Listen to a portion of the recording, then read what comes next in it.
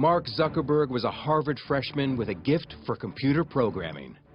Less than a decade later, he is the baby-faced, multi-billionaire power broker who rubs shoulders with the president. My name is Barack Obama, and I'm the guy who got Mark to wear a jacket and tie. I think most people still haven't really digested the scale of Facebook or how quickly it's grown. The goal is obviously to get to ubiquity. I mean, Mark Zuckerberg wants everyone to be on this service. He transformed a dorm room project into the internet's biggest global village. The site now has over 900 million users. You can't underestimate how driven Mark Zuckerberg really is. Zuckerberg is just as visionary as Steve Jobs. He's going to prove just as influential as Bill Gates. But for all that success, Zuckerberg has confronted bitter battles and lawsuits over Facebook's origins. One, he wanted to control his own thing, and two, if he's going to go against someone, he's going to crush them. We spent 3 months working with Mark, being essentially led on. We were all blindsided. We had no idea that he was working on a competing product. He has waged an all-out war on his biggest competitors. Facebook and Google's relationship is pretty simple. They just don't like each other. And Zuckerberg has come under fire for pushing the limits on user privacy. Users have less control over private information. They don't fully know how their information is being shared. He's not dealing with just a piece of technology. He's dealing with people and their behavior. And in many ways, he's doing it on the fly. They have amassed this humongous database of information about us because we trusted them. So the question is, should we still trust them?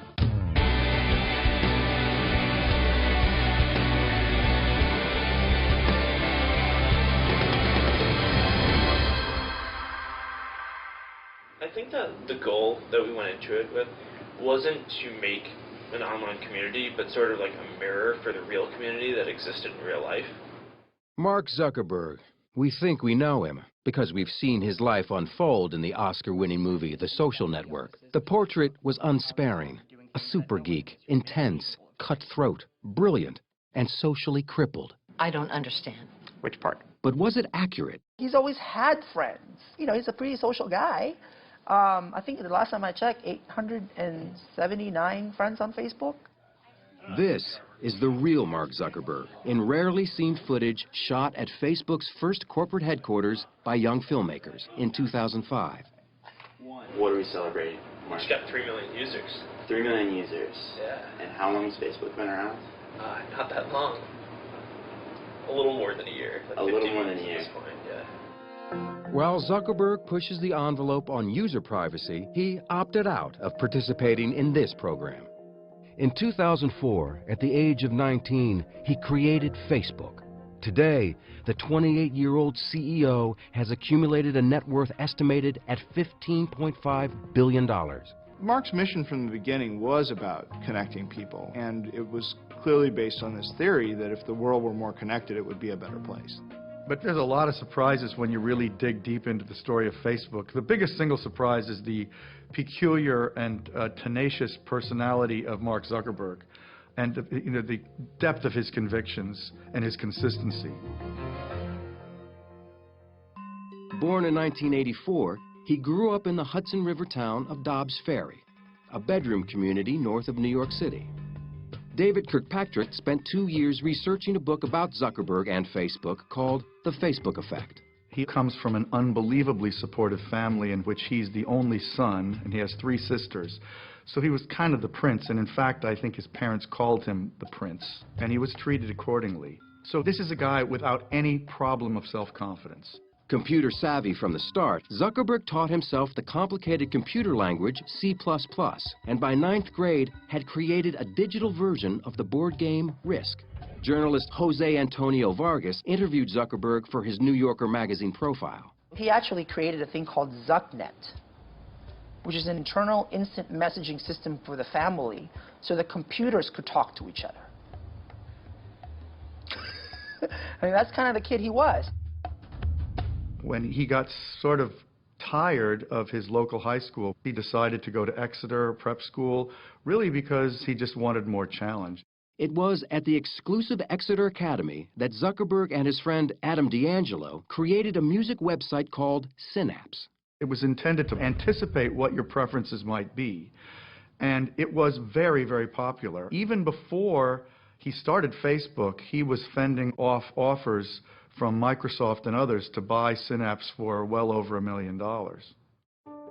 Like a tech world version of an all-star athlete, big-name companies wanted to recruit him right out of Exeter.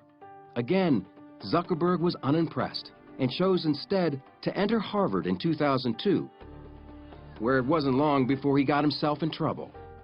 Zuckerberg hacked into the school's computers to collect images of students. Nicholas Carlson is deputy editor at BusinessInsider.com. You can sort of tell that he's a little bit of a troublemaker. He creates something called Face Mash his first year in Harvard, and it's a sort of hot or not for the Harvard community. And then it maintained an entire list of Harvard students and which ones were the most attractive, ranking them by hotness. Ellen McGirt interviewed Zuckerberg for Fast Company magazine. Face Mash worked in kind of a little bit of an icky way. It made people upset. Obviously, people felt mocked or exposed, and it was one of the first big experiences that Mark had with the privacy issues of the masses. Under pressure, Zuckerberg shut down the site. The Harvard Administration Board charged him with breaching security, violating copyrights, and violating individual privacy. But by then, Face Mash was a campus sensation. Zuckerberg had seen his future. At the same time of getting trouble for building this mischievous web tool, he built a mischievous web tool that was really popular. I imagine that he had a couple of sleepless nights worrying about how bad this thing was going to be, and was relieved when it all blew over, but was also incredibly curious about what he could then make next. If you're a genius with genius friends sitting in a dorm room, suddenly the world looks like a big, happy, open place if you can just get into that database. At the time, the technology landscape was changing dramatically. Brad Stone is a senior writer at Bloomberg Businessweek. The internet was really a much different world back in 2004. Friendster really demonstrates that a social network needs to have technical chops. The site goes down all the time, it's unreliable. MySpace also, it's full of ads, it's very distracting. It also begins to have technical instability. At Harvard, Zuckerberg met classmate and future business partner Eduardo Saverin. Author Ben Mesrick is one of the few to have interviewed Saverin about the early days of Facebook. Eduardo met Mark Zuckerberg in an underground Jewish fraternity. The underground scene at Harvard, you know, these were not really fun events. These were kind of strange little social settings, really bad parties, mostly all guys. And so Eduardo and Mark met in this scene, and they became friends pretty quickly because they were both kind of outsiders. Face Mash got Zuckerberg noticed by three insiders. Upperclassmen building a social networking site called Harvard Connection, Olympic rowers and twins Cameron and Tyler Winklevoss, with partner Divya Narendra. Harvard Connection was an idea that I'd come up with when I was a junior in college. This was at the end of 2002. The team had been building the site for nearly a year. Two of their original programmers had moved on, and they desperately needed a new partner. The three of us are not computer programmers by trade or practice. We did need an actual programmer to write the actual hard lines of code, and we thought Mark was that guy. The trio reached out to Zuckerberg. He was enthused, excited, and clearly his eyes were lighting up. What happened next sparked a furious battle over how Facebook was actually created.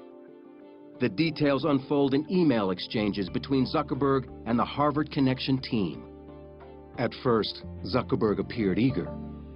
I read over all the stuff you sent, and it seems like it shouldn't take too long to implement.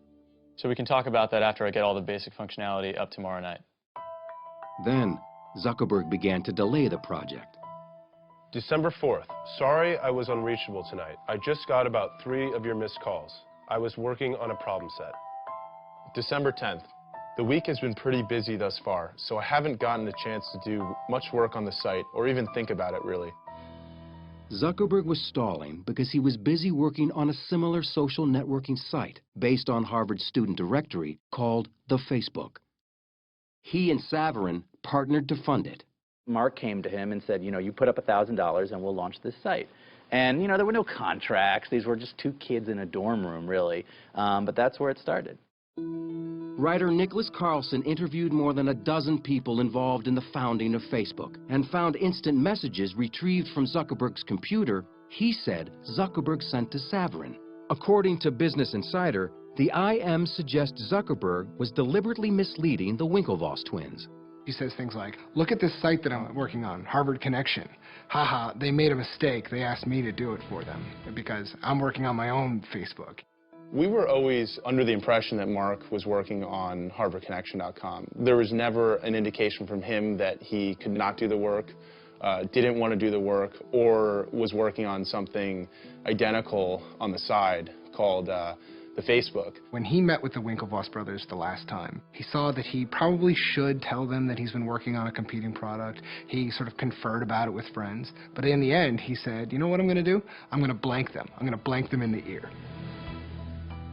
On February 4th, 2004, just as he was expected to complete work on their site, Zuckerberg and his friends instead launched the Facebook. The Winklevoss brothers and Narendra found out about it the same way nearly everyone else at Harvard did. It completely blindsided us. We definitely did not expect that. Mark wanted to have control over his own project. He saw that they were onto something cool, the Winklevoss brothers, but he saw that he could do something cooler. And so, one, he wanted to control his own thing, and two, if he's going to go against someone, he's going to crush them. And that's what he did.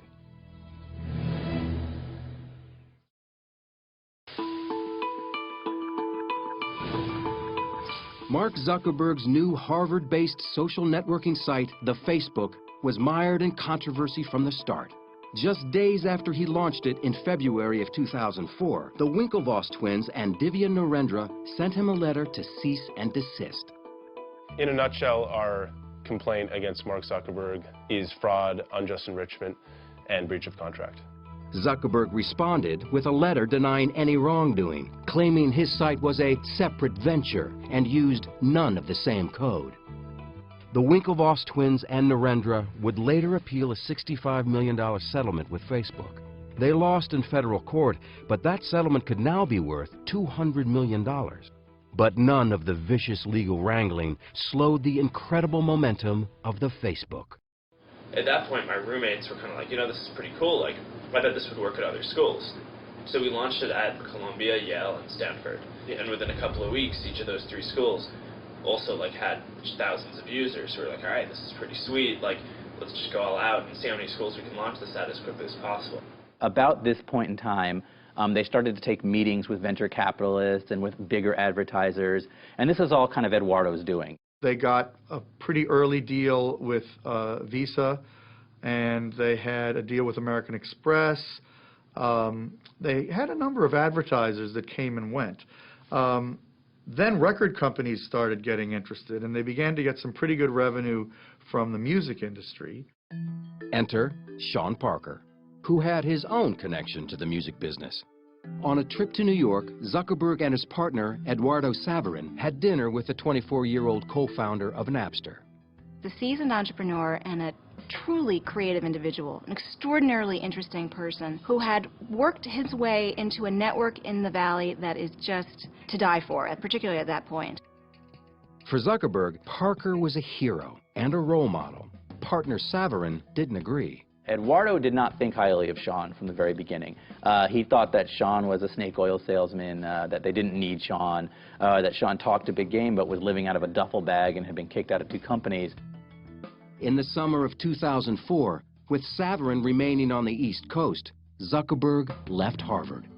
We came out to Palo Alto for the summer just to hang out because Palo Alto is kind of this mythical place where, you know, all the startups come from, and got ready to launch at another 150 schools when the year started. One of the things that Mark did that was very smart by going to Palo Alto was to actually enter the petri dish of entrepreneurialism, particularly for new technologies.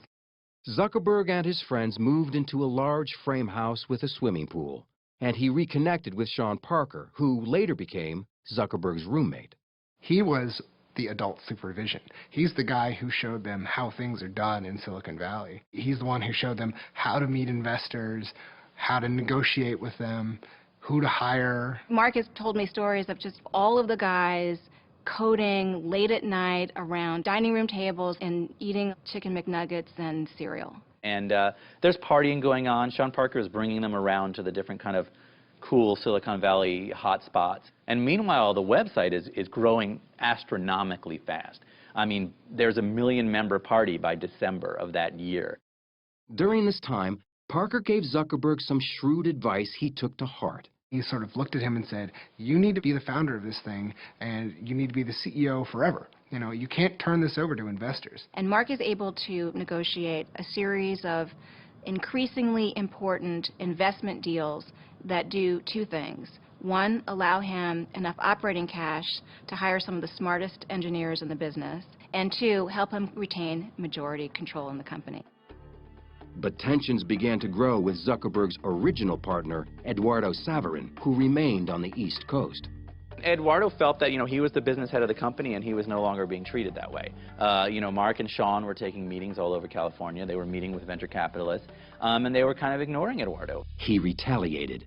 Eduardo froze the bank accounts to try and get Mark's attention, and Mark and Sean began to sort of figure out a way to build the company without Eduardo. Zuckerberg responded and froze Saverin out.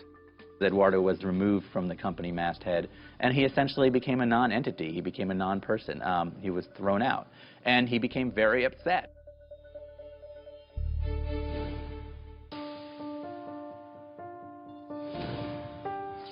Facebook had 1 million active users on college campuses nationwide, and big money was starting to pour in. Sean Parker, the new president of Facebook, introduced Zuckerberg to Silicon Valley angel investor Peter Thiel, who put $500,000 into the company. Then, in the spring of 2005, the venture capital firm Accel Partners offered Zuckerberg $12.7 million for an 11% stake in the company. And didn't ask for much control at all. Walking away from that investment, Mark controlled 3 out of 5 board seats. Which is a bizarre and unprecedented situation to have one individual have absolute, effectively dictatorial control over the disposition and direction of an increasingly giant company. Overnight, the Accel investment gave Facebook a valuation of $100 million. As Facebook's public profile grew, so did Zuckerberg's control. This time, Sean Parker was edged out. In August of 2005, Parker was arrested for suspicion of cocaine possession. Although not formally charged with a crime and immediately released, it led to his abrupt resignation as president of Facebook. He was the primary outside face of the company, and it was felt that somebody who was under any kind of a cloud with drugs was not the right guy to be the public face of Facebook. So Mark reluctantly agreed that he ought to leave. Facebook was growing with remarkable speed, and Zuckerberg moved the company from its frat-like house with the pool to a larger and more conventional space in downtown Palo Alto. 3, 4, 5. But the college atmosphere remained the same. One of the things that I do focus on at Facebook is making sure that the culture is very friendly, and that people hang out. In terms of managing this whole process, nothing, nothing. Like, I have no idea what I'm doing, Even their employee interviews were different. Chris Kelly was brought on in the new position of Chief Privacy Officer to deal with Facebook's increasingly contentious privacy issues, at a time when the entire company numbered only a couple dozen employees. The first time I met Mark, we climbed out on the roof, out through the window, and did our interview on the roof of what was then a World Wraps. And it was clear he was young, but he had a very sophisticated understanding of what had happened so far and where he wanted to take the company. Determined to keep Facebook's unusual creative culture alive, all-night hackathons were one way to do it. We have these hackathons at the company, right, where basically everyone gets together and just hacks on something and builds something all night long. And the only rule is that you aren't allowed to work on at a hackathon what you work on the rest of the time. So people work on crazy stuff. Hackathons were some of the most kind of creative focus that you could ever imagine in a company. Imagining these incredibly talented engineers coming together for a night and saying, we're going to stay up all night and we're just going to program. And we're gonna pick a project and we're gonna get it done that night. It's like, great, make it, we'll prototype it, and there'll be a prototype war and see who wins. it can be a contentious environment. Bull, man, they wouldn't be able to get all the way across. No, I disagree. That's bull. We had an argument. From Mark's point of view, this is where good ideas come from quickly and efficiently. Good ideas were flowing.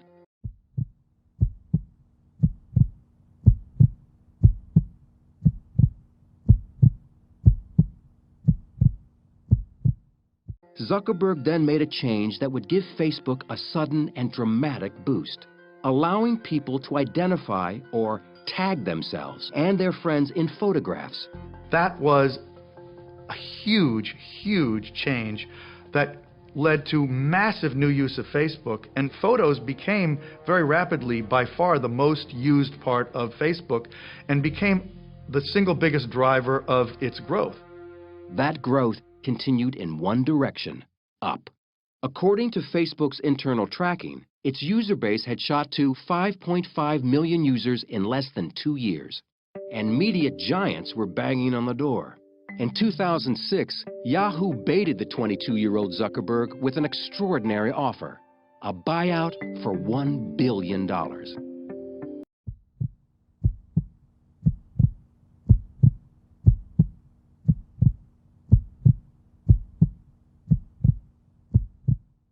Even more extraordinary, Zuckerberg turned them down. Now, if you are a parent of someone about Mark's age, you're looking at the Yahoo decision and thinking, why did you not take that money? It's never been about money. If it was, it would have just sold out. We just felt that doing that and going down that path would not help us build Facebook out to what we thought it could be.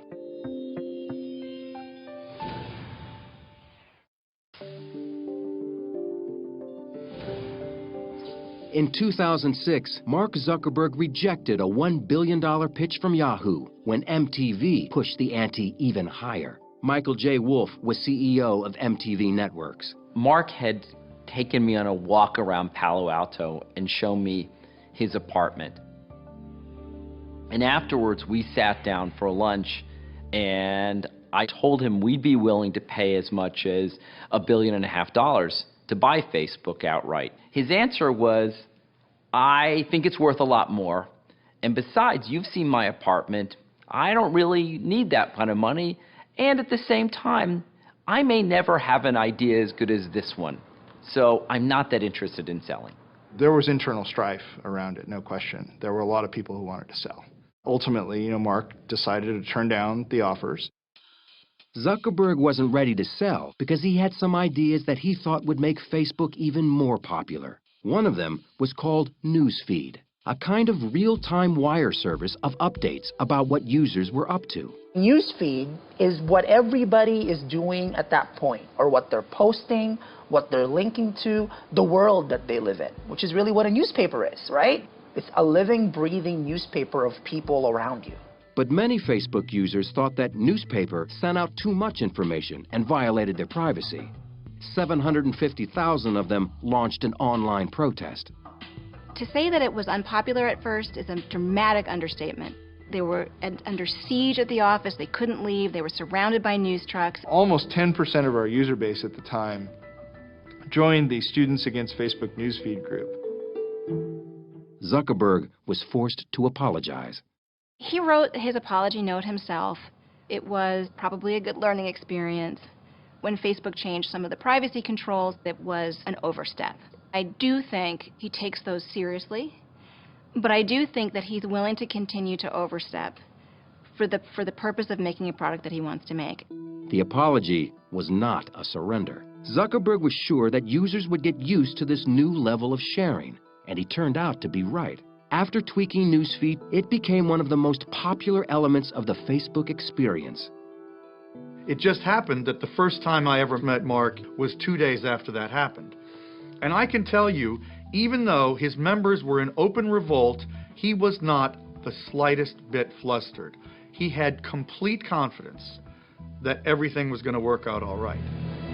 Zuckerberg decided it was time to take Facebook beyond its college roots and introduce it to the general public. The response was stunning. Membership doubled, shooting up to 12 million by 2006. Zuckerberg radically altered the Facebook experience again, when for the first time the 23-year-old CEO invited programmers from around the world to develop apps for Facebook. It was another turning point, expanding Facebook from an insular world of information to a platform. And it was like the gold rush. You open up this wonderful platform and in comes every kind of developer with every kind of idea, from video sharing to games to things that blinked to things that turned into, ballerinos and hippos and just every kind of fun, wonderful thing. The platform companies or the operating system companies always do the best. I mean, think of Microsoft. It had this ubiquitous Windows platform, and all these other companies wrote programs for Windows. Facebook's really trying to create itself in that model. And in 2007, Microsoft itself entered the picture, this time with a deal Zuckerberg couldn't turn down. And for the first time, the world got a glimpse of what Facebook may really be worth. By the time people were finally getting used to the idea that anyone would pay $1 billion for Facebook, Microsoft comes along and pays $250 million for 1.6% of the company. It was outrageous. It valued the company at $15 billion. This took Facebook from a thing that a lot of people use to a thing that everyone was talking about, the $15 billion company. But for a $15 billion company, Facebook was only making a meager $30 million in profits. To remedy that, Zuckerberg announced a sweeping new advertising system in the fall of 2007. One part of it let companies set up their own Facebook pages and advertise using social ads. Lou Kerner covers social media and owns shares in Facebook. Social ads on Facebook are ads where they would say that your friends Meg and Ryan like Virgin America. And it turns out, not surprisingly, that when you see that your friends like a product, you're more likely to click on that ad. So social ads have been very successful on Facebook virtually from the beginning. But another part of Facebook's new advertising plan, Beacon, gave users far more than they wanted, and they let Zuckerberg know about it. Zuckerberg's made a lot of mistakes. The next mistake, which was a really big one, was Beacon. You go to a third-party e-commerce site and you buy something, and unless you tell it not to really quickly, it's going to go back and tell all your friends that you just bought a diamond engagement ring. And obviously, that sort of secret revealing can cause a lot of trouble. There was the great rallying cry that Facebook ruined Christmas because suddenly everyone's purchases were being broadcast to their entire network. Zuckerberg really tried to defend it for a while. It took him a while to realize how wrong it was. On December 5th, 2007, Zuckerberg made another apology. He had overreached yet again. But as with previous mistakes, it wouldn't really matter. Facebook was just too popular. And it wasn't long before Zuckerberg was loosening up the network's privacy controls one more time.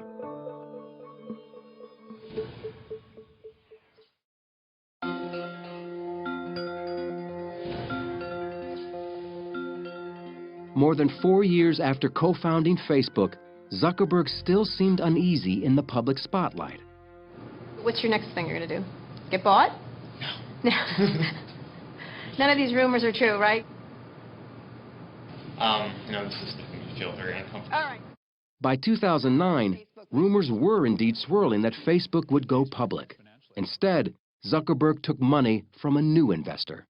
Yuri Milner, CEO of the Russian internet investment firm Digital Sky Technologies, offered a $200 million deal for just 1.9% of the company. Deals of that size are kind of never easy. There's a lot of back and forth. This deal was about the vision that we shared, how big this company can get. Everything else was sort of secondary. Milner's investment allowed Facebook to continue to expand, and it kept the development of the company firmly in the hands of its founder. Zuckerberg knew that pushing Facebook advertising even further was the key to continued growth. For years, Zuckerberg believed that Facebook was in a unique position. Today, even with the most advanced advertising systems that exist, they only have estimates of what someone's gender might be, or what someone's age might be, or what they might be interested in. But on Facebook, we know exactly what gender someone is, and exactly how old they are, and exactly what they're interested in. Jeremy Smith is Chief Strategy Officer for Second Market, a company that brokers shares in privately held companies which cannot yet be traded on the public market. What makes Facebook so desirable from the perspective of advertisers is that they are able to accumulate information on their users like nobody else. The funny thing is, the users don't really view it as data. It's themselves. It's their information. It's their lives that they're putting on there. But as far as advertisers are concerned, it is the holy grail of data. Pushing the boundaries of that holy grail of data was about to get Zuckerberg in trouble again. In December 2009, he revamped the privacy settings for Facebook's then 350 million users. Unless users individually restored their settings, previously private information was now available to everyone on the internet. Many people just sort of took that default and somewhat inadvertently allowed a lot of their information to become public. And many privacy advocates believe that they didn't explain that or disclose it sufficiently. A firestorm of complaints from users and consumer groups forced Zuckerberg to backtrack again, sparking concerns in Congress. We are here today to urge Facebook's creator and CEO, Mark Zuckerberg, to revisit this new policy as soon as possible. We believe Facebook should reverse its policy to begin exploring guidelines so users know upfront what's happening. Adding fuel to the fire was the surfacing of still more instant messages. Business Insider published messages they said showed a friend asking then college-aged Zuckerberg why people shared their emails with him. Zuckerberg's response was curt and profane. You know, I mean, I asked him point blank about it, and he was very embarrassed by the fact that he had sent these IMs.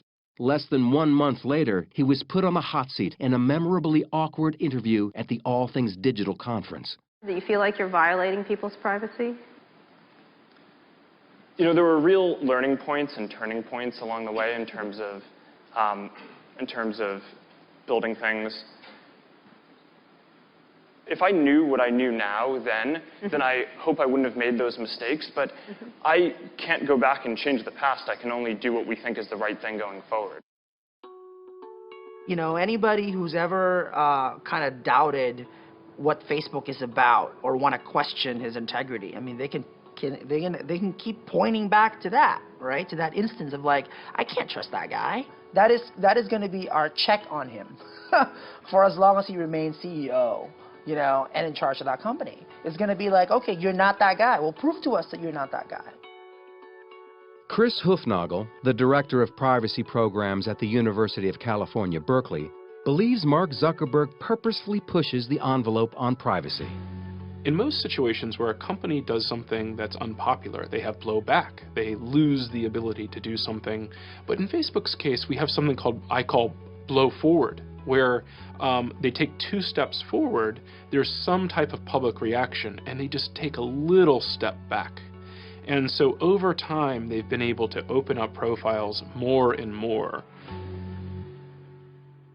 Mark does not think you should be a different person at work than you are at the bowling alley, in bed, at school.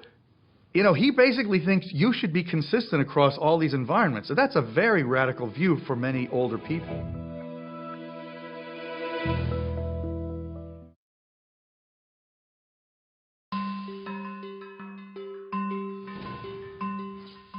By the time Mark Zuckerberg turned 25 in 2009, he had accumulated so much notoriety, wealth, and power that author Ben Mesrick had written a book about him and the founding of Facebook. This story started for me at an email I received just out of the blue to my website, and Eduardo Saverin was angry. He wanted to tell his story. He had co-founded Facebook with Mark Zuckerberg, and then he said had been kicked out of the company, and he felt betrayed, and he wanted to talk. Saverin talked to Mesrick for 6 months about a lawsuit he'd filed against his former Harvard classmate for diluting Saverin's share of the company. According to Mesrick, Facebook found out Eduardo was talking to him. And they essentially settled with Eduardo. Nobody knows for sure what happened, but what I've heard is he got 5% of Facebook, and he had to sign an agreement that said he would never speak to Ben Mesrick again. But Mesrick already had enough material for his book. My proposal had leaked out on the web. Aaron Sorkin saw it. Scott Rudin saw it. So Sorkin immediately signed on to write the screenplay, and everything happened very quickly from there. The pre-release publicity surrounding the movie also seemed to force Zuckerberg to go on a PR offensive. The previously press-shy Zuckerberg was suddenly everywhere. If you build something great, that's what people care about. When people don't care about what someone says about you in a movie. He gave Oprah a tour of his house in 2010 and announced on her show a $100 million donation to public schools in Newark, New Jersey. $100 million. $100 million. The social network opened in wide release on October 1st, 2010. People want to go on the internet and check out their friends, so why not build a website that offers that friends, pictures, profiles? I'm talking about taking the entire social experience of college and putting it online. Zuckerberg complained about his on-screen portrait as a ruthless, socially challenged power geek with no friends. He said there were factual errors in the script. They frame it as if the whole reason for making Facebook and building something was because I wanted to get girls or wanted to get into some kind of social institution. And I mean, the reality for people who know me is I've actually been dating the same girl since before I started Facebook. They just can't wrap their head around the idea that someone might build something because they like building things.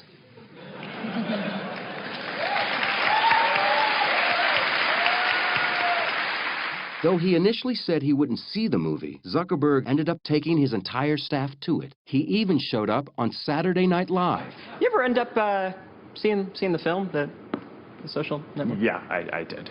Cool. Oh, thanks. And what did you think? It was interesting. Thank you to the Hollywood Foreign Press for this extraordinary honor. The Social Network won a Golden Globe Award for Best Dramatic Picture, as well as 3 Academy Awards. First Tunisia, now Egypt. What's next? But to an increasing number of people around the world, Facebook wasn't just a Hollywood movie. It was affecting real life.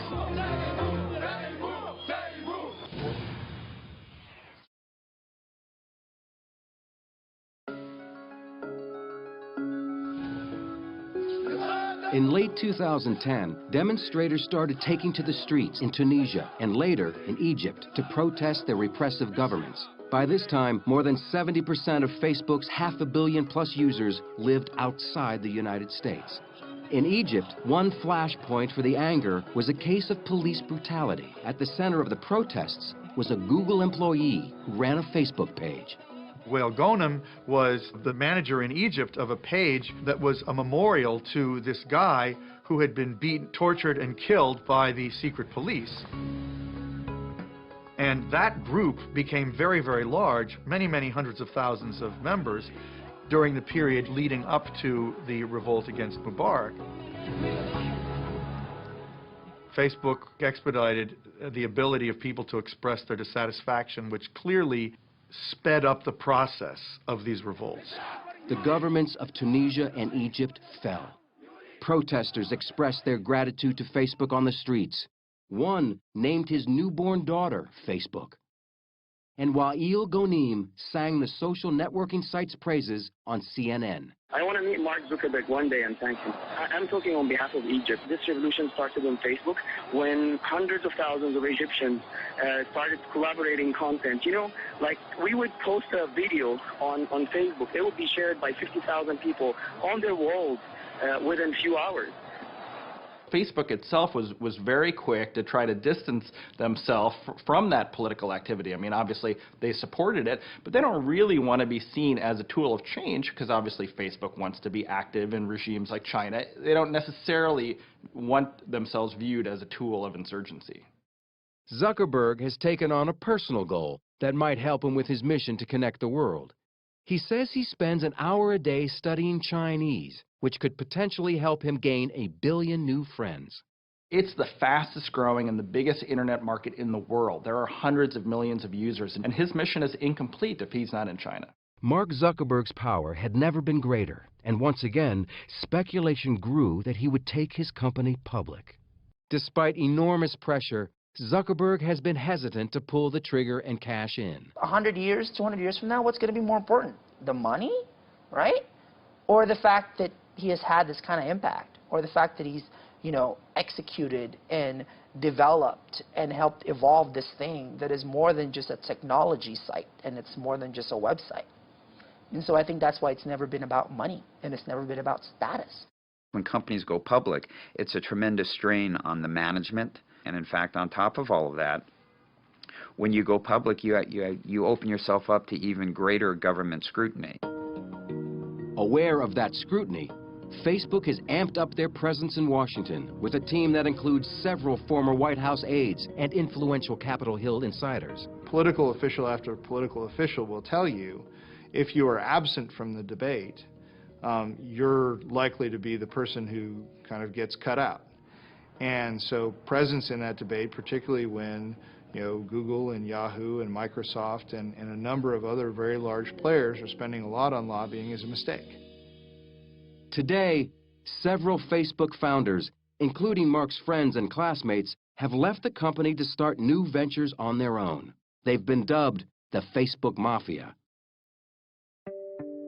But much of Silicon Valley talent is on their way in.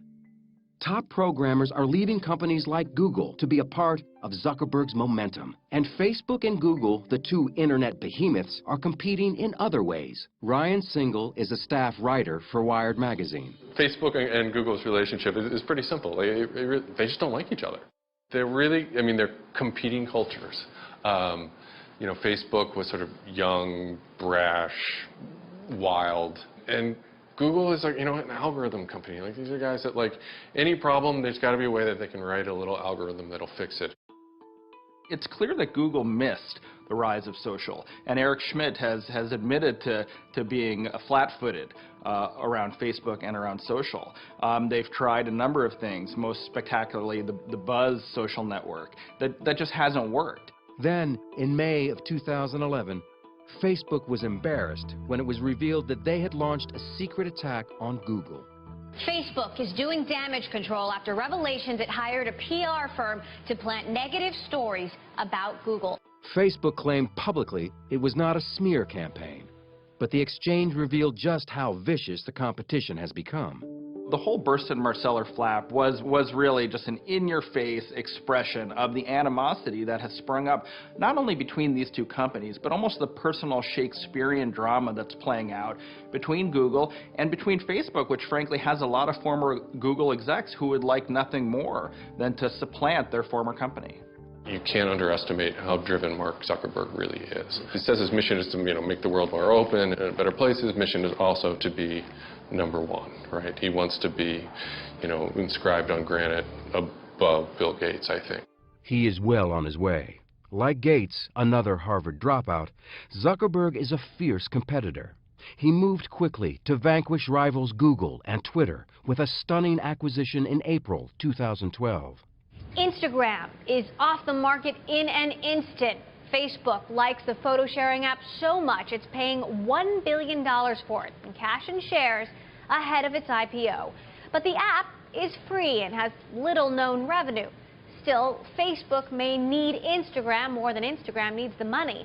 Instagram has become a photo sharing competitor and a social network all its own. It was considered a radical and defensive move. Facebook cannot take any chance that any other social network oriented toward photos could really get traction that would compare to theirs. And I think, so there's a preemptive quality to this. Also, I think almost certainly Google was interested and probably maybe forced Facebook to act now. 1 month later, Facebook finally went public in the largest IPO on record for an internet company, making Mark Zuckerberg a multi-billionaire. This is an awesome moment. The CEO in hoodie and sneakers retained tight control of his company with 57% of shareholder voting rights. Facebook has literally changed the world. We've moved from the country to the village to the town to Facebook. It's just getting started, too. I think it's just going to get bigger and bigger and bigger. For a site that's able to move from the dorm room to a site where, my 80-year-old mother and myself and my chiropractor and my 3rd grade class all reunites on the site and we all have something to talk about, it's an achievement. Zuckerberg is just as visionary as Steve Jobs. He's going to prove just as influential as Bill Gates. But he's not dealing with a piece of gadget. He's not dealing with some program. He's dealing with our lives. He's dealing with our identities. So that's why I think we're all going to have to kind of keep him in check, in a way. We make decisions at Facebook not optimizing for, what is going to happen in the next year, but what's going to set us up to really be in this world where every product experience that you have is social, and that's all powered by Facebook.